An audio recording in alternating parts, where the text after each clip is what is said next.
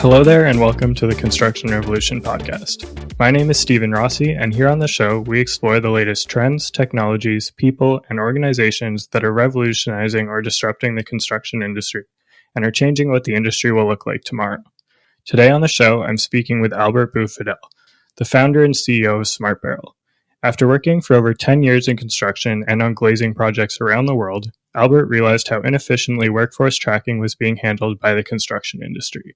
This sparked an interest in solving this pain point, so he set out to create SmartBarrel. SmartBarrel is transforming the way construction management handles labor, time entry, and safety by applying AI and biometrics. Their solution allows contractors of all sizes to improve their payroll, accounting, and culture. Tune in to learn about how Albert and SmartBarrel are revolutionizing time tracking on job sites.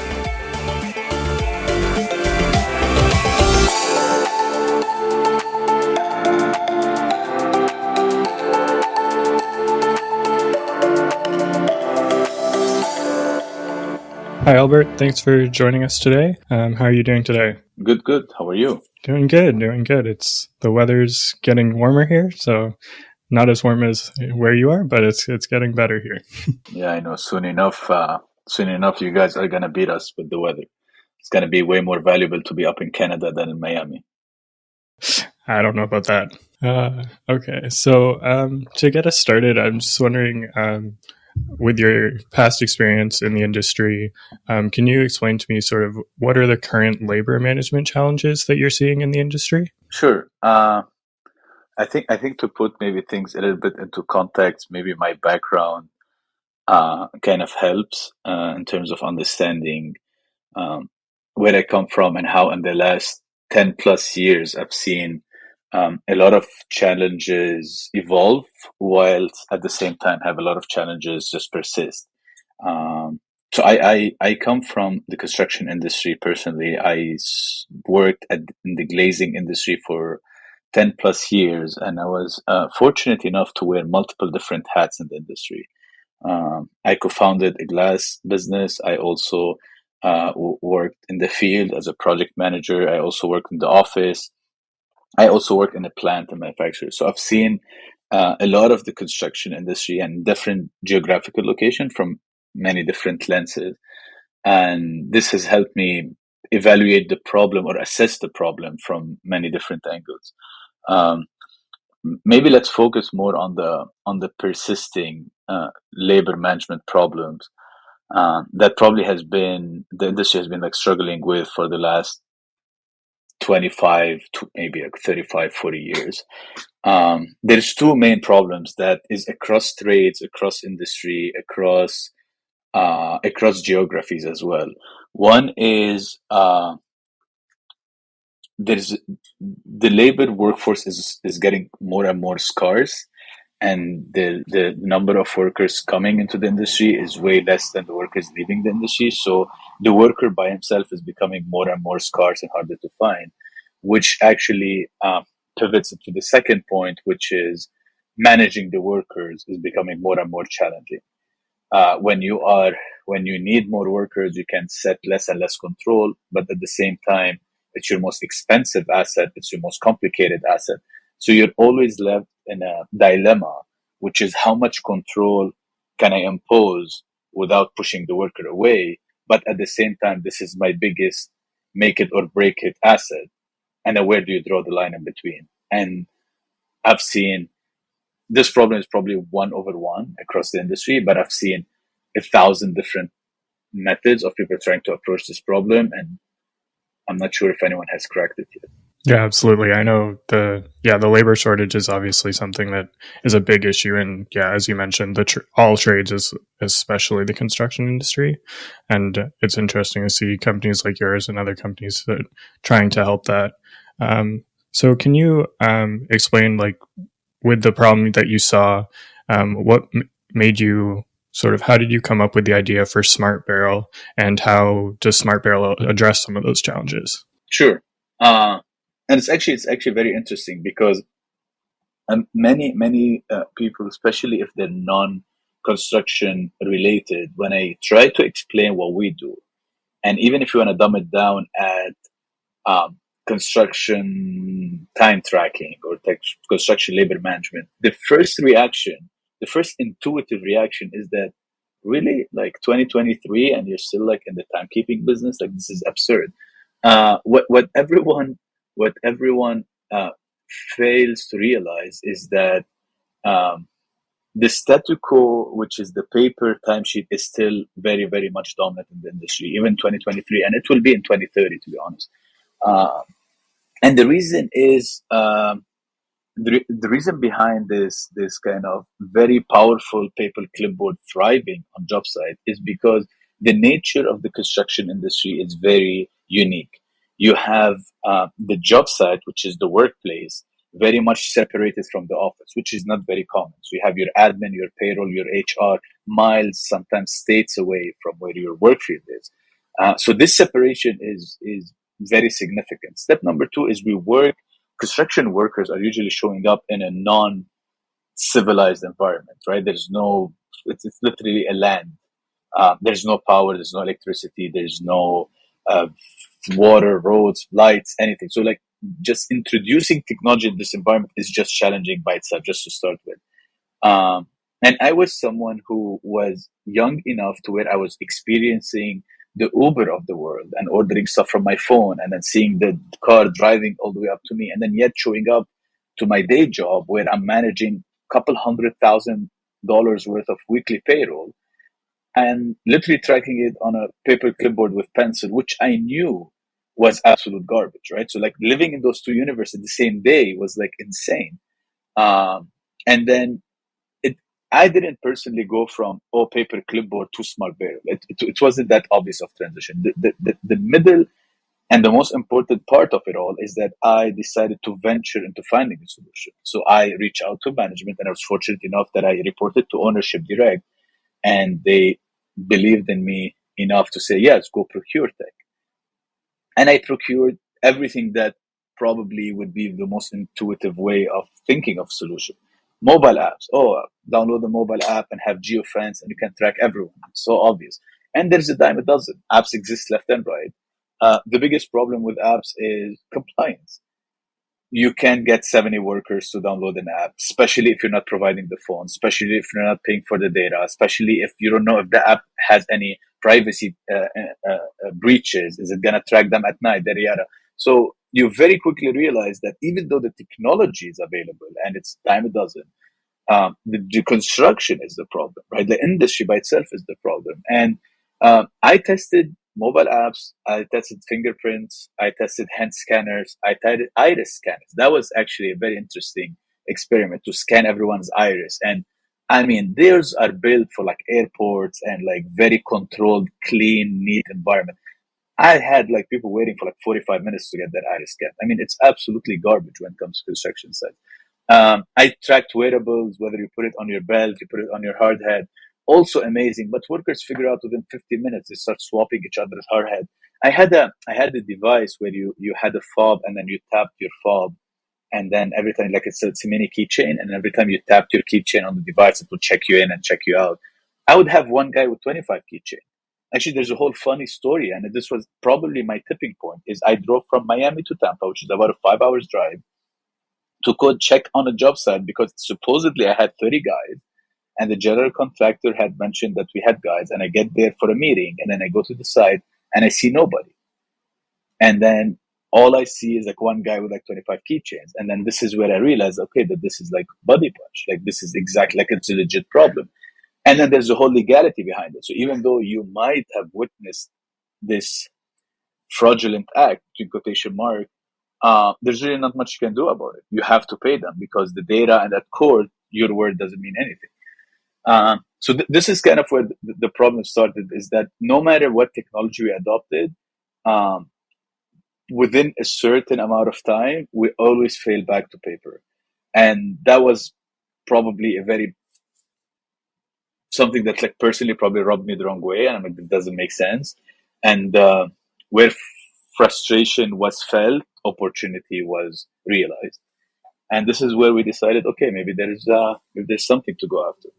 Yeah, absolutely. Yeah, that's really interesting. I think to your point, like obviously we all are aware the construction industry is old school and hesitant to adopt, even as you mentioned, if the technology does exist, it's not always a smooth transition. So I'm curious sort of what the process was like developing SmartBarrel and then also getting people to actually use it and ensuring that they sort of have to use it and are using it properly. Yeah, that's a great question, and I am 100% sure what I'm about to say is gonna base. It's kind of controversial without really going down the controversial path, but um, I think so. Step number one, I think, and it's mainly due probably to my lack of technology knowledge, right? I don't come from a technology background, so I was kind of winging it and exploring it. Probably the smartest thing we did is we did not digitize an existing process. And I feel this is the biggest trap that a lot of technology companies go after, right? They go to the construction and they say, how do you track timekeeping? Oh, we have this clipboard and has those fields and those columns and those rows. And they go and they try to build it on a digital form, and then they think this is an upgrade. Now, instead of having a stupid paper, now we have digital form. But you basically is simply digitizing a form, which basically inherits all the flaws of that process, right? It's a lot of manual input. There's no verification. How's the data still going? Is this guy inputting the information? Is it really his job to input this information, or someone else has better knowledge? So yada yada. So because I was an insider in the industry, and because I was naive enough to like not look at it from a technology lens, but more from a holistic, like problem solving lens. The main philosophy was like, how can we optimize this process? And the main two, like the two biggest, there were three really, but the two biggest kind of like points that we wanted to check off the list was step number one, simple, stupid, simple, easy, right? Like the main idea was this should require zero IT to set up, zero IT to install. I need nothing from the job site. That's why our devices are 100% weatherproof. They're LTE connected. They have cellular connection built into them. They are magnetic. You don't even need to have a drill. You can just find your office trailer or your container and just lean it against it. And this is the installation. It's also fully solar powered, battery powered. All the tech, we built it behind the product. The product is the dumbest product to set up and install ever. The check-in process is equally dumb. All you have to do is the worker shows up, types in his phone number, hits enter, either blinks green, you're good, blinks red, contact someone. This is it.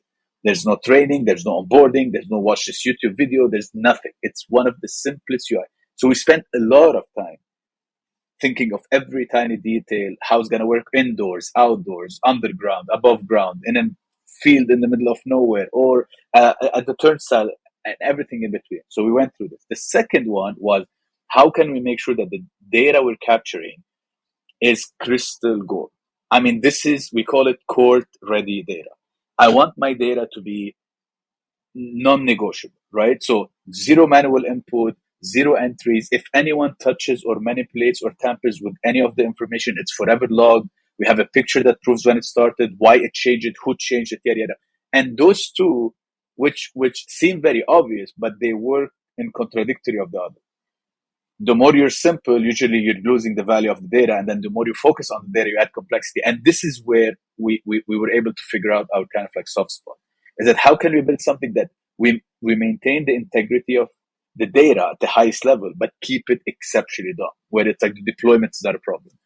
And we went through many different iterations. The reason why the business is called SmartBarrel, because we used to have a huge device that sits on top of the orange and white barricades, those like construction cones that you see on the highway. So this is what we used to use as a base and install our whole like kiosk on top of it. So it was a whole station. And then it moved to become a wall mount and smaller and apps and yada yada. But the core values were always the same. And this is how we started the innovation process and the iteration. Now, the second step, and this is mostly the controversial one, is there's this huge misconception that the construction industry, it's not a misconception. The construction industry is the least digitized industry. Second least, according to a McKinsey study, yada, yada. That's great. But what I've personally seen is that even though the statu quo is still paper, even though they're very much, it seems like they're very much against tech, they're very much willing to try a lot. Like The sales process is one of the shortest sales process across many different industries. Usually decision makers jump into the room and they're willing to pull the plug, they're willing to test, they're willing to risk it. I've actually noticed that their appetite to experiment is very high. The biggest problem that the industry has seen is that products have failed the industry. I think this would like the more you dive into those statistics of having the construction industry being the least digitized, it's mostly coming from a lot of technology product who had very short stickiness. The dropout is high, the churn is high, it goes into test pilot and it gets dropped. The data is not collected, it's not efficient. And I've always, or we personally have always internally assumed the liability on us. It's not the industry's problem, it's a product problem. If you have a product such as Procore that aced the penetration, it took them years, but once they converted, they took over the market. At the end of the day, if you have a proper, not product market fit, product industry fit, where you really understand, and it's not in the big value proposition, it's the tiny details. An accountant job is not to adjust payroll from the field. An accountant job is not to put cost codes in the field. A worker that should not assign his own cost code at the same time, right? So there's a lot of like once you really like look at any problem and dissect it properly, and once you put the pieces in their place, you realize the stickiness is actually phenomenal, and the appetite for construction industry or personnel to even older generation for them to say yes, let's adopt tech. It's actually very healthy in my opinion. I've seen other industries such as restoration business or food and beverage being way more stubborn to having any kind of like control because they're worried about many different things. So the construction industry, most of the resistance, in my personal opinion, comes from a lot of failed attempts and a lot of PTSD from having burnt a lot of money, have a lot of damage in their process and the team trust and internal fights, and the cost of recovering from a bad technology implementation was very high, that now they're much more reserved, but they still have an appetite, they still see the value, and once it's a good fit, they're usually like running with it. Yeah, I think that's a good take. Actually, it's not one I've really heard before, but I think that's an interesting take. Is that, as you mentioned, like we've all seen numerous different technologies, and construction. Obviously, most people in construction are aware it's can be more digitalized and are happy to try that, but it's not always possible, and the transition to that can go horribly wrong in time. So I think that's interesting. So you sort of touched on that you don't really get too much hesitation when you sort of pitch this. So I'm curious as to how that process goes. So if I'm interested in like how do we sort of what is the onboarding process like, and if I'm a worker on the job site, how does it actually work? Yeah, I think the step number one is we have different stakeholders that we reach out in the company, right? It can be from a field operational standpoint, or it can be from the accounting, payroll, money standpoint. So we have two sides of the same coin. Um, and it's very rare that we reach out to a company and they have no issues. This is they have the perfect flawless system. If it either it's one of three brackets. Either they think there's like fraud, like people are cheating hours and they're bleeding money, and they are trying as much as possible to like patch the process, but it's so loose that basically defeats the point.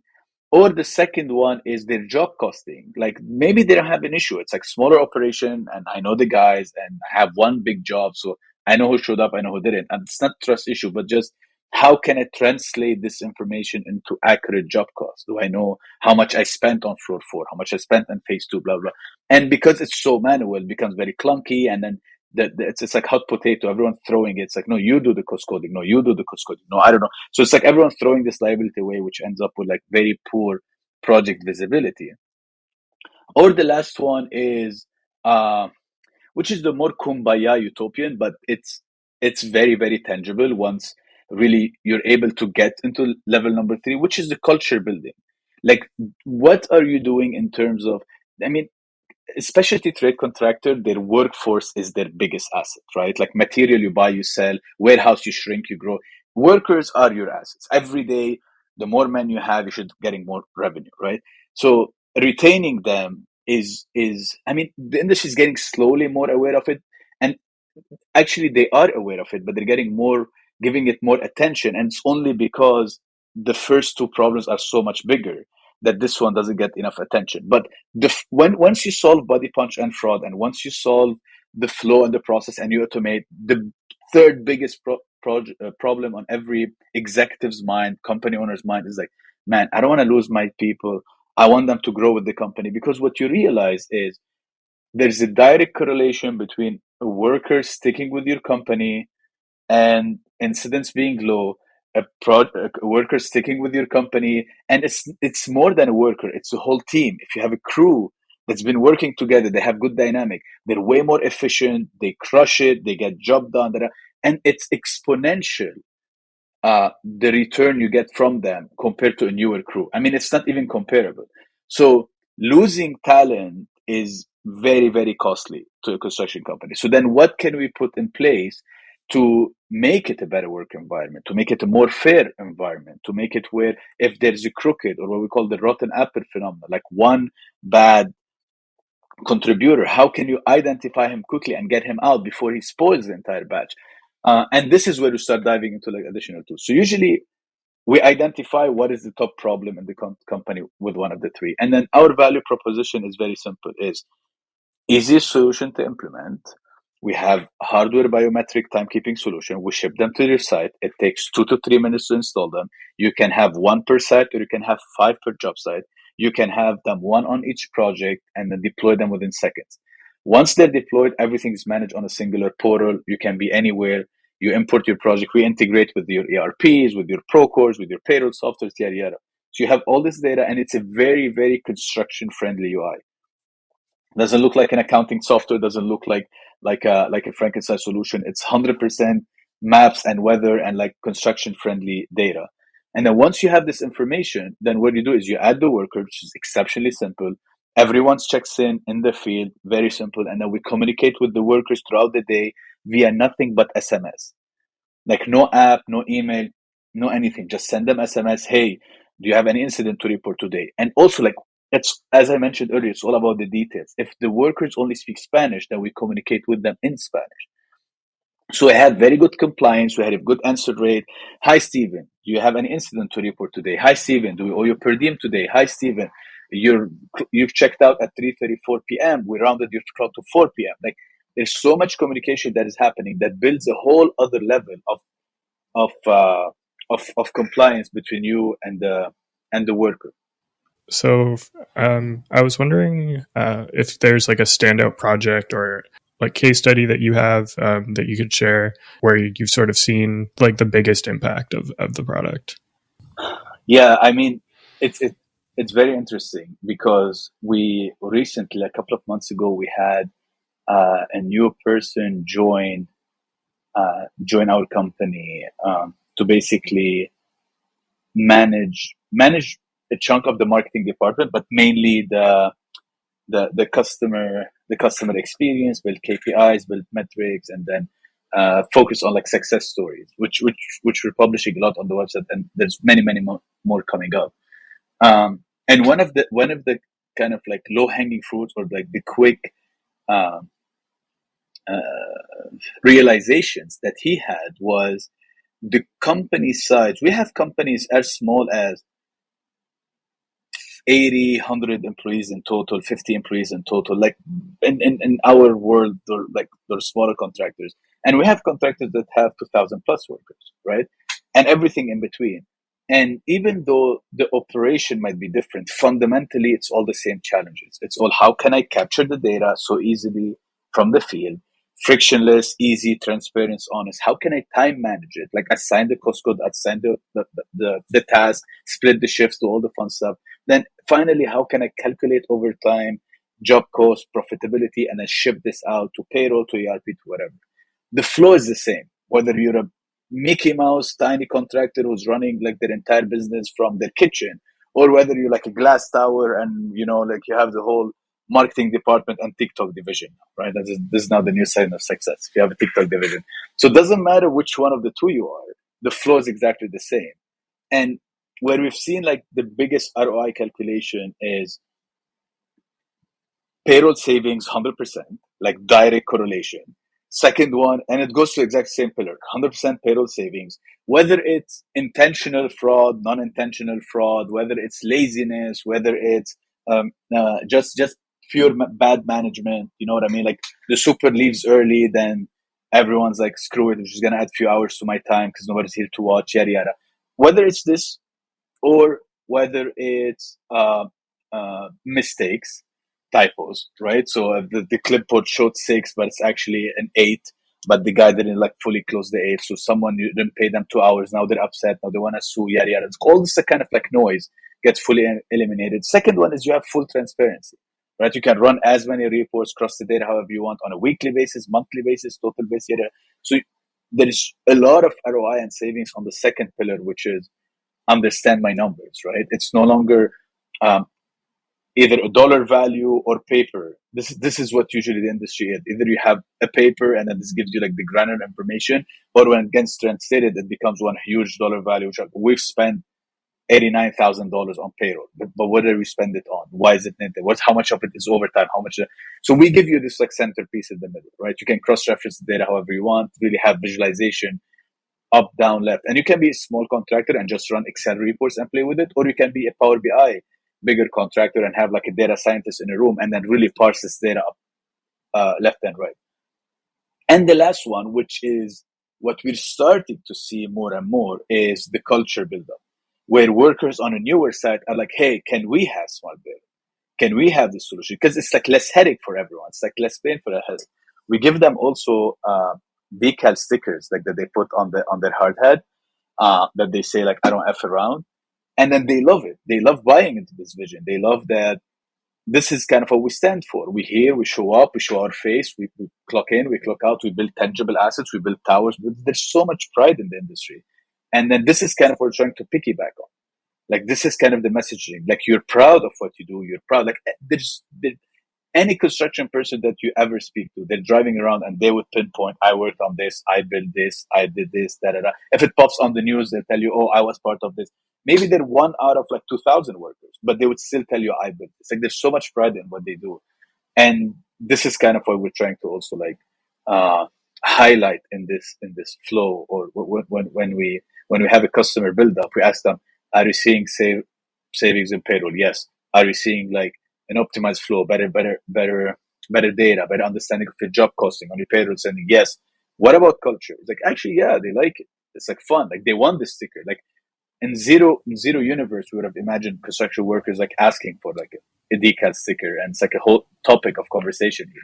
Yeah, that's great. I think culture obviously culture is important in any business. And although that may look different in the construction industry, especially on job sites, I think it's definitely still just as important, especially when we're talking about retaining and growing the workforce. So the next question, sort of based off I looked and saw you have experience in construction and other industries as well, and started you seem to have quite the entrepreneurial spirit. This isn't the first business you started. So I'm wondering how that experience has sort of helped you found and also now grow SmartBarrel. Yeah, so SmartBarrel is not my first startup. It's probably my biggest startup yet, but it's not. I mean, yeah, it is definitely now, but it's not my first. I definitely had the entrepreneurial bug earlier in life. I don't think I can take much credit for it. I think I inherited. It had to do mainly because of my dad. My dad was a hustler. He was an entrepreneur. He started his own business. He basically planted the seed of failing is not the end of the world, and at the same time going bankrupt is not the end of the world. So like go for it. Not that he did, but there was like, so what? You know what I mean? So this was kind of early on a big asset that I've always had. I probably have a bit of curiosity in my own personality that also the mix of the two helps when you're very curious and you're not really scared of much. So it lets you wander in many different directions. And also I think my uh, heritage. I'm originally Lebanese, and I think Lebanese are mainly known to be very entrepreneurial. So it's kind of a common trait. So that's the part that I'm saying. Maybe I shouldn't. There was not much of it that was on my. It was more. I was like those were like given in my setup. But in terms of an industry, that's what I had choice. So I've always known I wanted to own my own business, and it wasn't necessarily for the Ferraris or this. It's more like you want to like create something, and then there's so much excitement of taking an idea into uh into a physical operating business. There was like so much fascination to this process, and I started basically in high school. Actually, not in high school, and when I graduated early in college years, I basically started a media agency where we had an idea of distributing notebooks for college students, and that was definitely an epic fail. That was definitely a major failure. The idea was brilliant. It still is brilliant. Basically, we had there's this common five subject notebook that every student would buy for college and high school, and it was very very common in like Lebanon, the Middle East. And we decided that we would give it for free, but instead of having blue, green, red, blah blah blah, the colors, we would have them as advertising. And then instead of having random advertising, we would create a bid process. So one tab would be for cars, and would have all car dealership a bid for, because the students, the university students, are the brand loyalty they build, they usually carry it for life. So it's very asset. So the business model was phenomenal. I had a very good friend of mine, and he was my partner. We also like were very energetic. We had all the execution plans. What we failed at is we were way too young to realize that we needed all the money up front to buy the notebooks, and then the marketing would only pay us once we deploy it.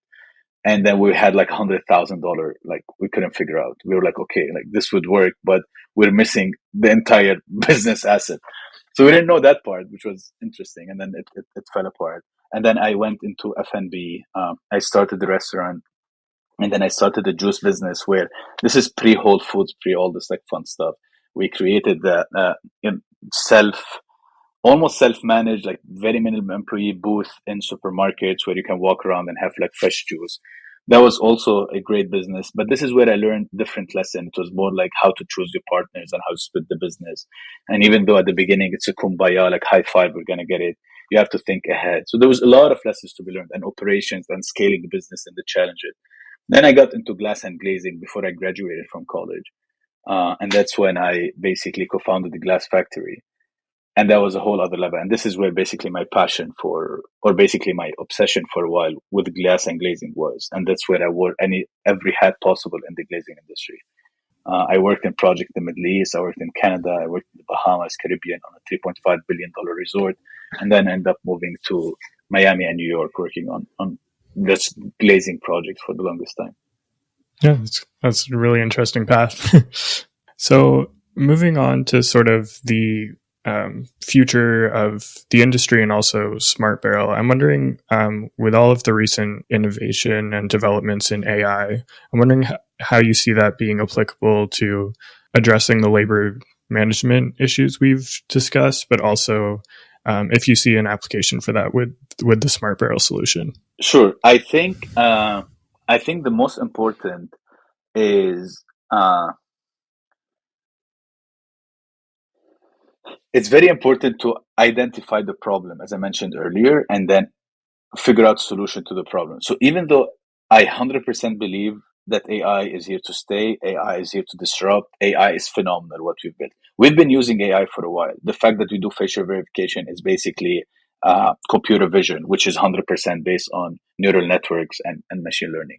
A lot of the comparison models, automation model, identifying works, we've used AI for years now. What has happened recently with this entire AI buzz is the fact that you can chat with the computer, right? So it's this like linguistic model. It's basically transformed the whole interaction between physical human and digital computer. Instead of it seeing via code or via lines, now you can just transact in broken English, basically, because we're very inefficient as a human. We speak very different ways, yada yada, but somehow you can get the exact desired response you want. So with that being said, the construction industry still needs concrete tools, right? AI is not going to fix your drill bit problem. AI is not going to fix your layout problem. Where AI is going to be able to help is in assistance, in planning, in high level parsing of data. I'm building A, B, and C. They're very much alike. Can AI give me projections on how I could have built my crew better?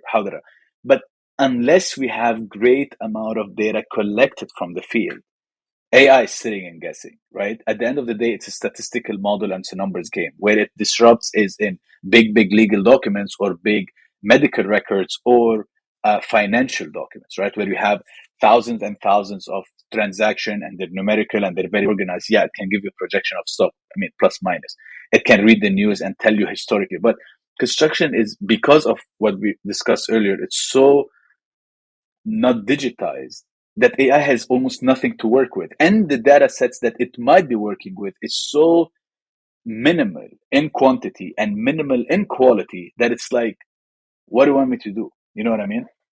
So um, when I first, so this is kind of maybe funny, maybe not funny story. So I obviously come from construction and I love tech. I'm in tech. I love hardware. I'm like fascinated by the industry. I think I'm in it for life, but I make sure to keep tech in its place to serve a problem, right? It's we're not building cool stuff to cool stuff. Because when I first started the industry, I went to a construction tech conference. That was maybe like 4.5, maybe 5 years ago now. And I remember very well, I was still fresh out of construction, right? So I was still wearing kind of like both hats.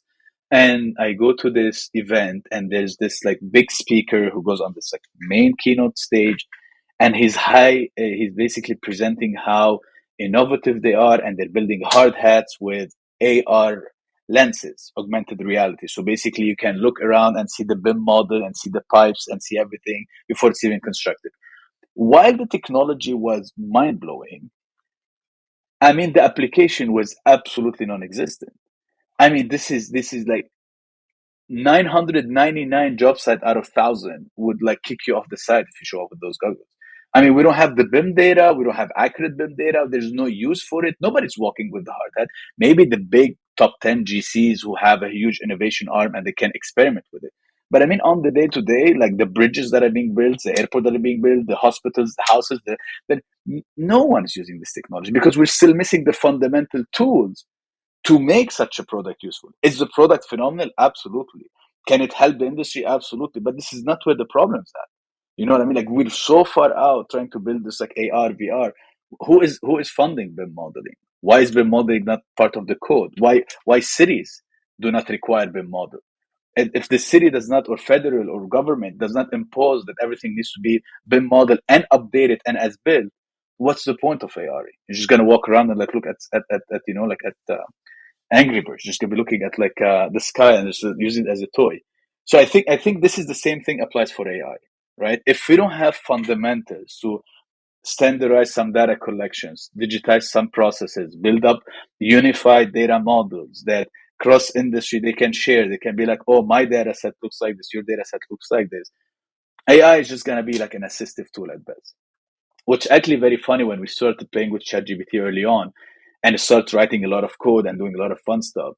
The running joke inside the office between us and then all the developers was we'd better go start learning carpenting and electrical, like become electricians, because this is not where AI is going to be doing the least amount of damage, where you need like physical work. So while a lot of like uh, intellectual or white collar jobs might be at risk, I think the construction industry is still very much safe. But at the same time, it comes at the price that implementing AI in construction will have its own niches.